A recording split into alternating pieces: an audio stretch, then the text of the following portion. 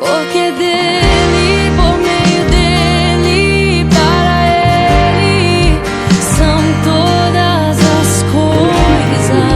Essa palavra eu quero contar um breve testemunho que aconteceu comigo durante esses dias.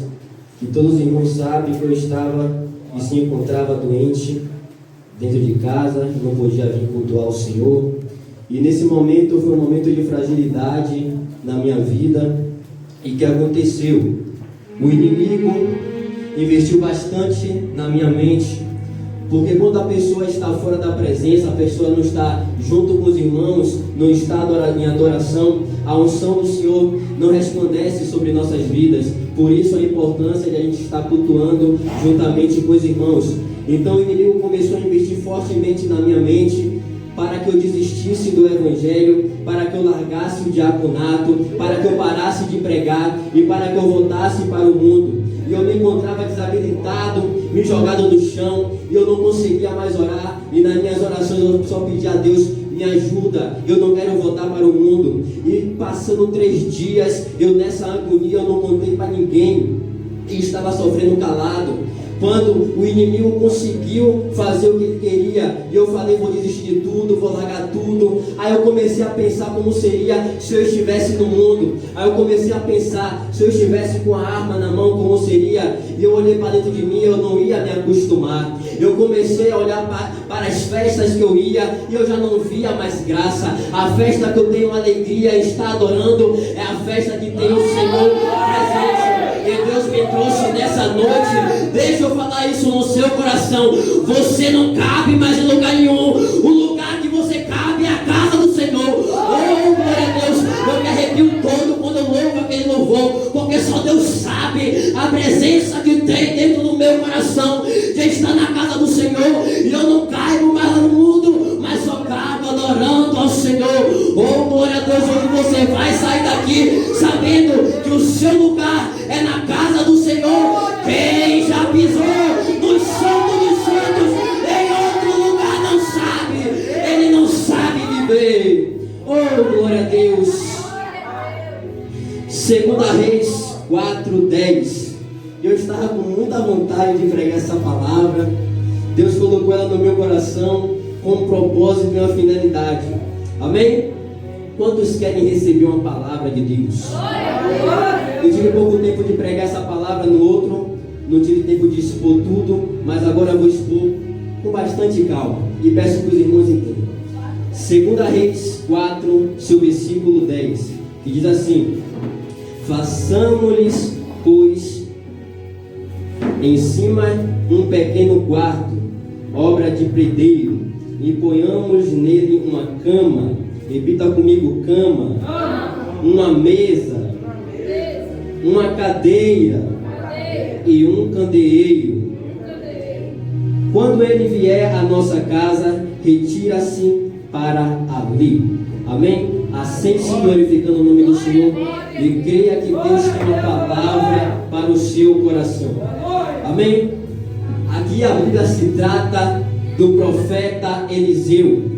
Mas para a gente começar a falar sobre o profeta Eliseu, é preciso falar sobre o profeta Elias. O profeta Elias era um profeta de muita autoridade do Senhor. Ele profetizava e ele não tinha medo. Mas só que em todas as pessoas, uma hora vai bater o medo da sua chamada. A maior certeza que nós temos uma chamada é o desejo que a gente tem de desistir, porque a chamada do Senhor sobre as nossas vidas muitas das vezes é forte e parece que a gente não vai conseguir, parece que a gente não vai viver, mas Deus sempre está conosco, nos guiando e nos levando para os lugares corretos. Só que Elias vai bater esse desânimo, como a pastora já pregou aqui, o desânimo de Elias, e ele vai ficar com medo de Jezabel. Só que eu tenho uma palavra para vocês, meus irmãos. Ainda que Elias não queira mais profetizar, ainda que bata o desânimo em Elias, tem 7.000 profetas que não se dobram,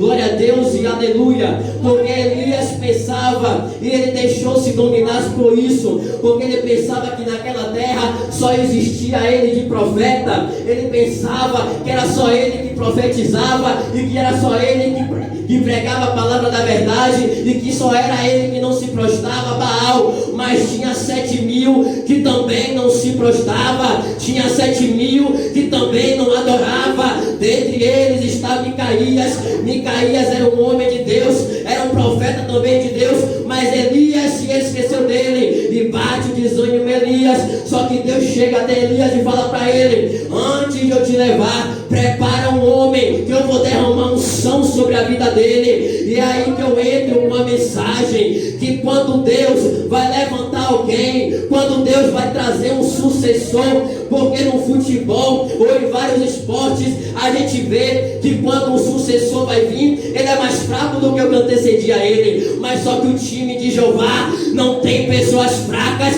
Quando Deus tira um, ele levanta outro com unção dobrada. Glória a Deus. No time de Jesus não tem jogador fraco, só tem pessoas de unção e de autoridade. E ainda que alguém tenha medo de expulsar Satanás, 7.000 está se levantando aí. Você crê? Você faz parte? Então adore a Ele. Só que aí o que acontece? Elias vai treinar Eliseu. E ele leva Eliseu para o outro lado do Jordão. Ele pega a sua capa e ele bate sobre aquele rio, e aquele rio se abre. Só que aí, e os profetas ficam de cá, só observando. E quando está eles lá, no diálogo deles, Elias é tomado pelo Senhor, e Eliseu se encontra. E pega uma coisa aqui, que Eliseu está pegando a capa de quem estava subindo, mas tem pessoas que infelizmente está pegando a capa de quem está caindo. Como assim, pregador? Me explique isso. Tem pessoas que estão se influenciando com as pessoas que estão fracas espiritualmente, mas eu tenho uma palavra para você: se inspire com aquele que está subindo. Ah, mas na minha igreja não tem ninguém que está subindo. Se inspire no seu pastor, porque vale a pena. Aí Eliseu recebe a capa de Elias e ele se encontra naquele lugar. Ele fala: como é que eu vou voltar para o outro lado? E recebe essa palavra: Deus já te deu autoridade e é você que não sabe usar ainda. Aí Eliseu está com a sua capa, porque era de Elias, mas agora é dele. E ele pega-se pensando: o que agora eu vou fazer? Recebe essa palavra também: Deus vai te colocar em lugares estreitos para mostrar para você que você já tem poder e autoridade e que ele já liberou sobre as suas vidas. Glória a Deus. Eliseu cheio da unção, porque antes de Elias subir, ele pediu unção dobrada, e Elias disse para ele: se me ver subindo, você receberá. Então, se ele recebeu o manto, é porque ele tem unção dobrada, e o que ele aprendeu com o seu líder, ele repete. E olha só o que a gente aprende com isso: tudo que o nosso líder fazer é para a gente acompanhar. Oh, glória a Deus. Porque tem uma geração de pessoas que querem desobedecer os seus líderes. Tem geração de pessoas que não querem mais se submeter aos seus líderes. E está aí o erro de muitas pessoas, é não obedecer à sua liderança. Só que Eliseu aprende com Elias. E o que ele faz? Ele pega a sua capa, ele bate no Rio Jordão e o rio se abre. E imagino eu, os outros profetas que estavam do outro lado da margem, olhando e dizendo: é eu que vou receber aquela capa não pertence a Eliseu, é eu que vou ser o profeta, é eu que vou ser levantado. Aí Elias foi arrebatado e está vindo Eliseu no meio do Jordão, porque o Jordão se abriu e as pessoas estão olhando e estão dizendo: mas cadê o profeta Elias? Só veio Eliseu. Oh, glória a Deus e aleluia. Deus vai mostrar para as pessoas que duvidam da sua capacidade que você tem poder, que você tem autoridade, que Ele te escolheu e que Ele te levantou. Glória a Deus. E aqui eu começo a pregar. Tem os elementos Porque Elias vai passar por uma cidade chamada Sunem. Só que tem 7.000 profetas. 7.000 profetas passavam por ali. E nenhum chama a atenção daquela mulher. Só Eliseu. Assim que ela vê Eliseu, ela avista Eliseu de longe, ela chama o seu marido, cutuca ele de lado e fala para ele: ali é um homem de Deus. Como ela sabe disso? É porque ela tem discernimento espiritual. E além de ela fazer isso, ela manda fazer um quarto na casa dela e colocando os seguintes elementos: cama, mesa, cadeira e um candeeiro. Isso tudo tem uma simbologia quando a gente tem intimidade com Deus, porque aqui se trata de um profeta, homem que orava, homem que buscava a face de Deus. Então quando a gente tem intimidade com Deus, tem uma simbologia, tudo isso agregada. E eu quero trazer essa palavra para os seus corações, amém? O primeiro que aparece é a cama. Cama, que quando a gente pensa, é lugar de dormir. Cama é lugar de descanso. Então receba essa palavra. Todo profeta passa por dificuldade. Todos nós passamos pelas aflições. Todos nós passamos pela prova. Mas tem uma cama te esperando para você descansar. Ainda que a luta venha na sua vida, você vai dormir tranquilo.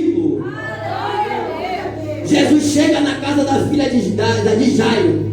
E a sua filha está onde? Em cima de uma cama. Jesus olha para ela e diz: ela apenas dorme. Em outra tradução, ela está apenas descansando. Então é isso que vai acontecer com as nossas vidas.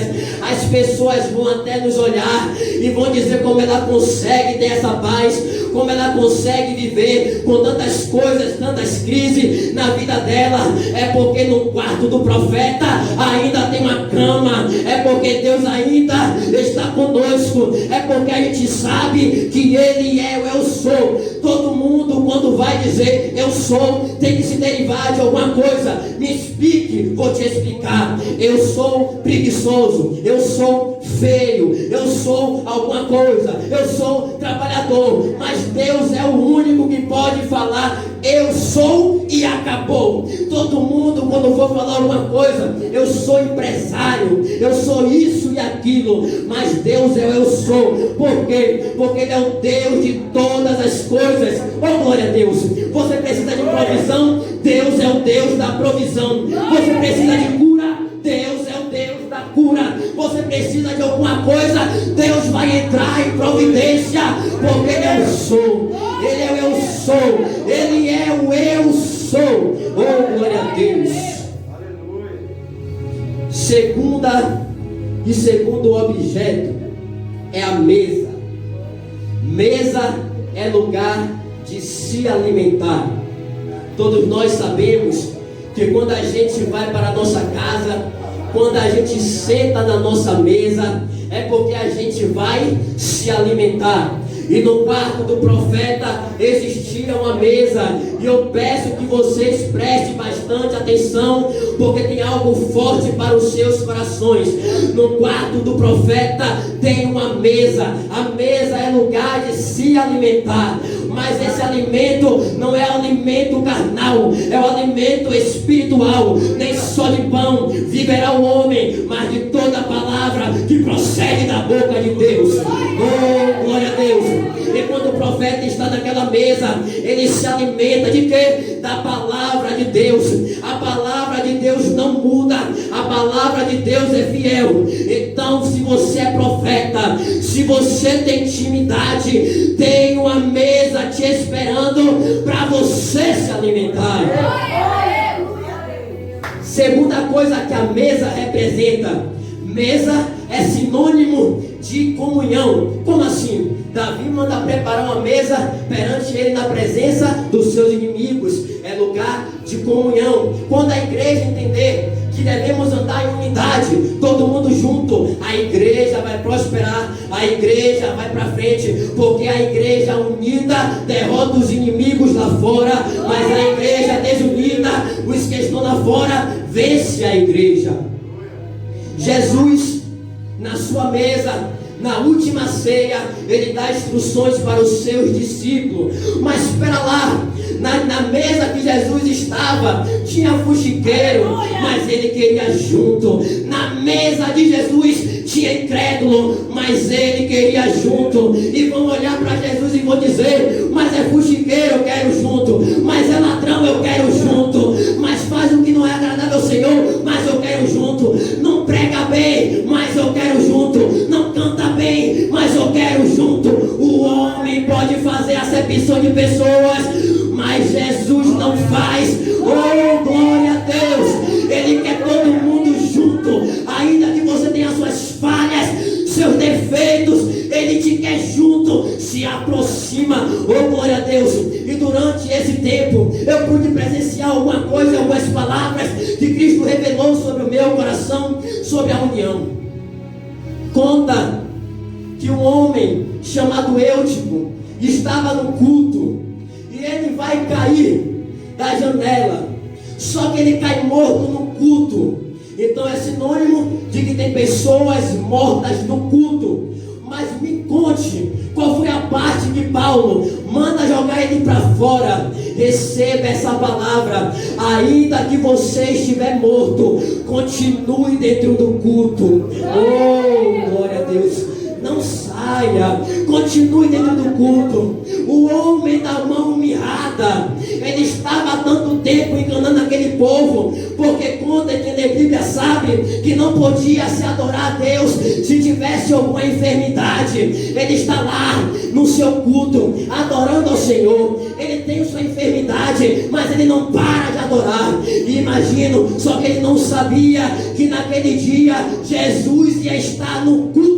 E quando Jesus está no culto, tem revelação. Eu imagino ele com a sua mão mirradinha, olhando e adorando ao Senhor. E Jesus levanta-se e fala: você, venha cá para o meio, porque Deus trabalha no meio. Onde tem dois ou mais reunidos no seu nome, ele se faz presente no meio. Então ele chama aquele homem para o meio. Ele fala: estenda a sua mão. Eu imagino as pessoas que sempre via ele adorar o Senhor, falava: menino, mas que pecado, ele adorando a Deus com a sua enfermidade. Só que Deus não olhou para isso. Deus vê no desejo que ele tinha de adorar. Deus cura ele para dizer: agora você pode adorar com o seu coração. Quem sabe as pessoas não diziam no culto: levante a sua mão para receber essa palavra, e aquele homem não podia levantar a sua mão.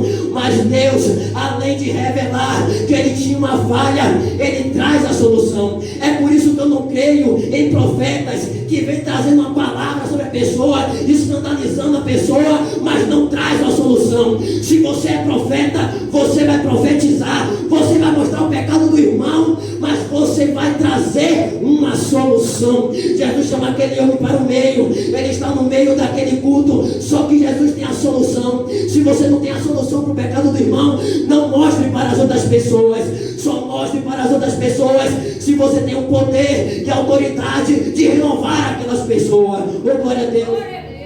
E o importante, e o que a gente aprende aqui, é que esse homem, mesmo com as suas falhas, mesmo com seus defeitos, ele escolhe adorar o Senhor. Quantas pessoas estão em pecado na igreja, aí falam: vou sair porque eu estou em pecado. Mas eu tenho uma palavra para você: ainda que você esteja morto espiritualmente, ainda que você tenha pecados, continua na casa do Senhor. A igreja é um hospital. Somos doentes. É melhor o doente estar dentro do hospital ou lá fora contaminando os outros? Dentro do hospital. Então continue. Ainda que você estiver doente, uma hora vai acontecer. Porque tem dois tipos de relógio. Um se chama Cronos e outro se chama Kairos. Kairos é o tempo de Deus, Cronos é o tempo do homem. Se no Cronos não aconteceu, no Kairos está para acontecer. Terceiro, a cadeira. Cadeira é lugar de honra. A gente vai em igrejas e a gente vê que lá tem algumas cadeiras, e só senta lá quem tem honra, só senta lá quem tem nome. Aqui nós não trabalhamos com isso. porque o único que tem honra e que tem nome é aquele que já morreu e que ressuscitou no terceiro dia para nos dar a esperança de uma salvação. Glória a Deus. Mas só que cadeira é lugar de honra. Toda pessoa que tem honra, o rei, ele tem uma cadeira. E deixe-me fazer aqui para vocês poderem entender. Cadeira também é lugar de se refletir. Quando alguém senta numa cadeira, ele senta para poder refletir em algo. E ele fica refletindo. Quando o rei é chamado para resolver algum problema, ele fica sentado, ele só levanta quando ele tem a ideia certa. O que entendemos com isso? É que se você não tem, ou se você não sabe, ou se você está injuriado, não fale, porque a sua palavra tem poder. Deus te chamou como representante dele. Então toda palavra que sai da sua boca tem poder. Para de amaldiçoar as pessoas que você não gosta. Deus diz: que prazer tem esse em dizer que só ama as pessoas que te amam, ama também as pessoas que te odeiam. Então o rei, ele tem a honra, ele está sentado na sua cadeira. Quem assistiu filmes de romano, de grego, sabe que o rei só se levanta quando ele tem a opinião dele formada. E ele se levanta e ele faz assim: é para deixar a pessoa viva, e assim é para matar. Então a sua palavra tem poder. Pessoas podem morrer porque de uma falta de palavra sua. Dê a sua palavra com autoridade. Saul, cadeira de rei. Davi, cadeira de rei. José, cadeira de governador. Tem uma cadeira te esperando. Oh, glória a Deus. Ainda que não seja aqui nessa terra, será lá no céu. Quando a gente for comer do banquete, tem uma cadeira com seu nome te esperando. Ainda que os homens não te deram honra, Deus todavia tem honra dupla para te dar. Aleluia. O quarto, o candeeiro.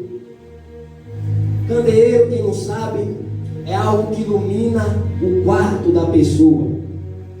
Então, o que significa isso? Significa que Deus vai clarear as nossas visões. Oh, glória a Deus. Mas isso só se entrega com aqueles que têm intimidade com Ele. Quem tem candeeiro no seu quarto tem revelações da palavra. Toda vez que uma pessoa é bastante usada em revelações sobre a palavra, é porque ela tem um candeeiro, é porque Deus ilumina para que ela venha a ser iluminada sobre as suas palavras. Oh, glória a Deus. E toda pessoa que tem uma intimidade com Deus tem um candeeiro no seu quarto. Glória a Deus e aleluia. Só que aí, o que acontece? Dentro desse quarto tinha tudo isso. O profeta era bastante honrado pelaquela mulher. Só que ele prometeu e ele profetizou um filho para aquela mulher. O filho daquela mulher nasce. Só que depois ele vai morrer. E entende isso aqui. A promessa, Deus promete, Ele cumpre. Mas quem mantém a promessa viva é a gente. Como assim? Quantas pessoas, se eu perguntava aqui para todo mundo tem alguma coisa que Deus prometeu e que ainda não se cumpriu. Por quê? Porque a gente pensa que já morreu. Só que a promessa daquela mulher é o filho. O filho morre. E ela não se abate. Ela não fica prostrada. Ela não se acostuma com aquela situação. Ela faz diferente. Ela se levanta e ela vai atrás de quem pode fazer reverter aquilo. E tem uma palavra para você. Ainda que a sua promessa tenha morrido, Deus é ressuscitador de sonhos e de promessa. Satanás não vai mais bater na sua cara e dizer que as promessas não vão se cumprir. O Deus ressuscitador de promessas está nesse lugar. Eita glória, aleluia. Entrega na mão dele, porque ele vai ressuscitar. Glória a Deus. Aleluia.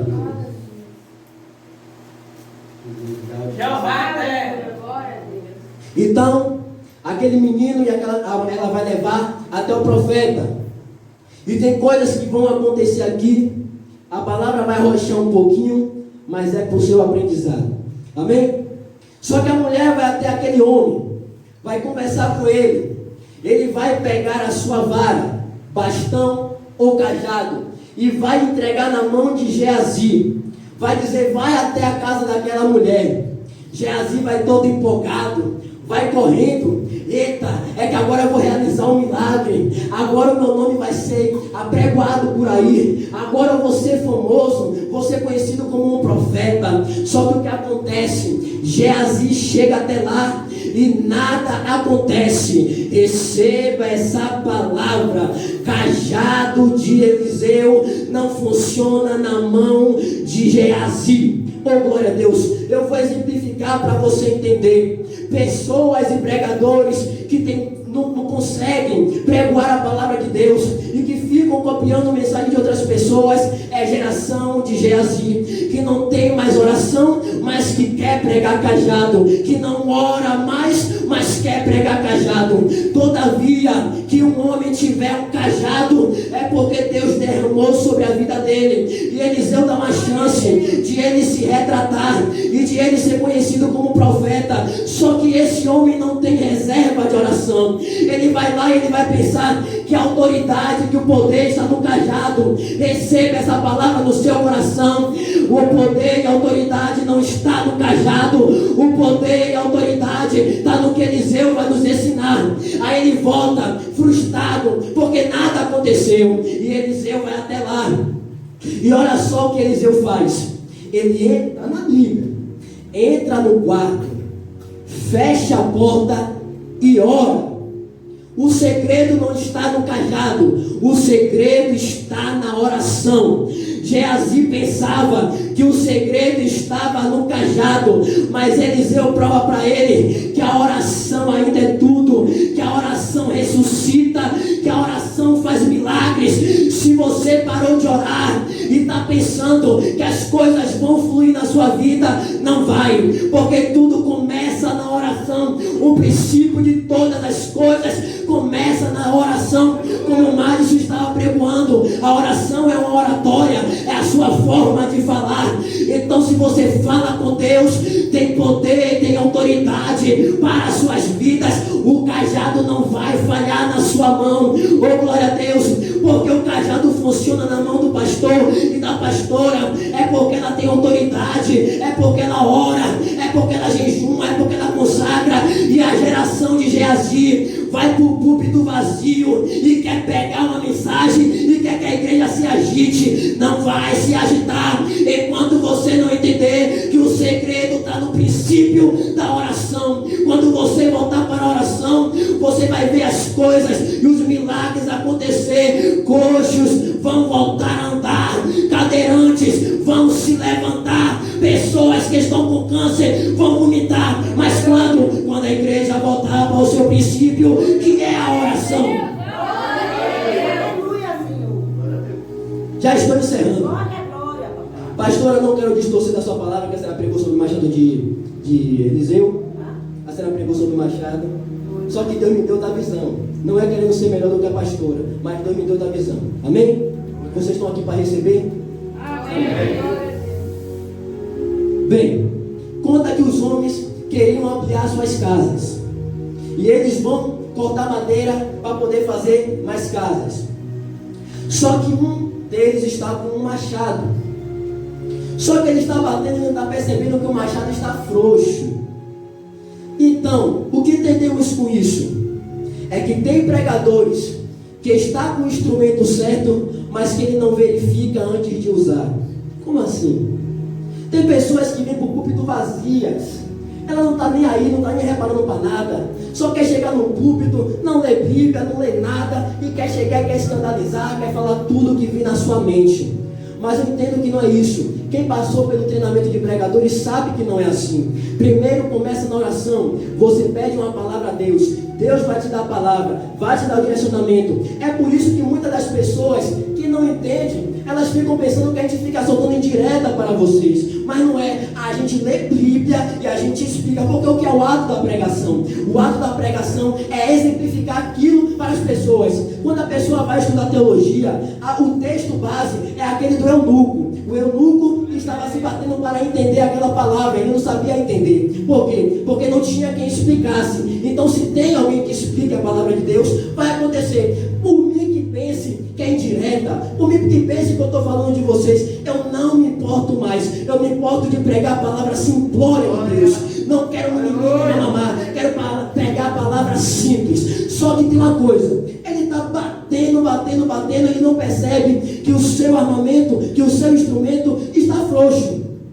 E quando o instrumento cai no rio, aí que ele vai lembrar que era emprestado. E receba essa palavra. O instrumento que Deus te deu para apregoar a palavra dele é emprestado. Uma hora você vai ter que dar conta. Tem pessoas que estão batendo, porque não sabe que é emprestado. Porque quando a pessoa tem a noção de que ele está trabalhando com um instrumento que é emprestado, ele tem cuidado. Só que ele já se acostumou. Está batendo, não vendo nada acontecer, mas continua batendo. Só que ele não volta para o princípio. Qual é o princípio? Oração. Então ele bate e aquilo acontece. Então, todavia, o pregador que não sabe usar o seu instrumento, ele machuca as pessoas. Você poderia imaginar o que poderia acontecer se ele bate aquele machado mais um pouco alto, poderia cortar o pescoço de alguma pessoa. É por isso que muitas das vezes, muitas das igrejas, tem pessoas que estão se desviando. Por quê? Porque tem uma palavra, mas não é uma palavra sólida, não é uma palavra rígida, é uma palavra frouxa. E acaba que o quê? Que as pessoas saem. Só que aí, e o mais interessante disso aqui, o machado vai cair e ele vai lembrar, ai, era emprestado. Então Deus nos empresta algo, nos empresta talento para cantar, para louvar. Só que a gente tem que lembrar que nós dependemos dele e que somos dependentes dele. Só que aí só vai reparar depois que ele perde. Tem muitas pessoas que só vão dar valor àquilo que Deus deu quando perder. Então caiu lá no rio e ele fica preocupado e ele vai até Eliseu, porque no final de todo expediente aquele homem teria que pegar sua ferramenta e entregar para o dono. Então o que você está fazendo com a ferramenta que Deus te deu? Você está usando ela da maneira devida? Ou você está fazendo o que você quer? E isso aqui é o mais interessante de tudo, isso que eu estudei. O machado, a parte que cai, é o ferro cai sobre a água, e Eliseu vai pegar um pedaço de madeira, e estudando, eu pude perceber que essa mesma madeira é do mesmo material da madeira que foi o nosso Cristo crucificado. Então entende isso aqui, e só vai entender que é espiritual. Tudo aquilo que o inimigo derrubou, a cruz levanta. Glória a Deus. Tudo aquilo que o pecado derrubou, a cruz levanta. Como assim, pregador? Como aquela música que daqui a pouco eu vou cantar para vocês. Vou deixar na cruz tudo que passou. Então devemos deixar na cruz todas as coisas. Eliseu joga o pedaço de madeira e o machado levanta. Então tudo que o pecado derrubou nas suas vidas, a cruz hoje vai levantar. O seu ministério não vai se acabar, porque Cristo morreu na cruz para que a gente hoje estivesse aqui e tivesse o direito de ministrar a sua palavra. Oh, glória a Deus. E assim eu agradeço a minha rica oportunidade.